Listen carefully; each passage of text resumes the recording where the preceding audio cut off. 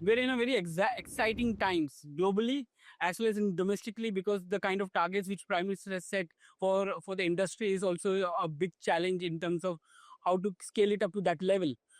How do you see the Indian production and the capabilities going from 2025 to say 2030 and then to 2047? So basically, as you know, that India is the only major economy where consumption is growing very fast. And that is because of primarily because number one, the economy is growing fast. Secondly, that the government is pushing a lot on the infrastructure. Private sector development is also taking place. So there's another factor that we have just crossed about 100 kg per capita benchmark. And it has been seen that when a country is around 100 kg, then the elasticity of steel demand with respect to GDP growth, it goes up.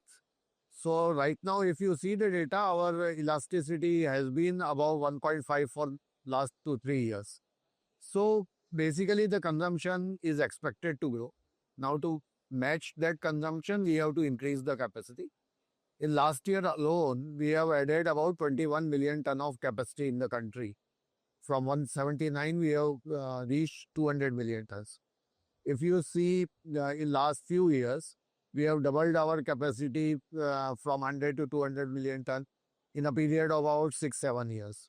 What is expected is if you take into account the plans of uh, ISPs like Jindals or Tatas or SAIL, uh, they have ambitious plans. About 30 million ton is already under implementation.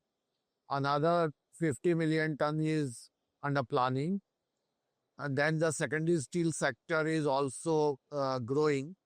So our expectation is that by 2030, we should definitely cross 300 million tons. That is, we should add up about 100 million tons in next 6 years.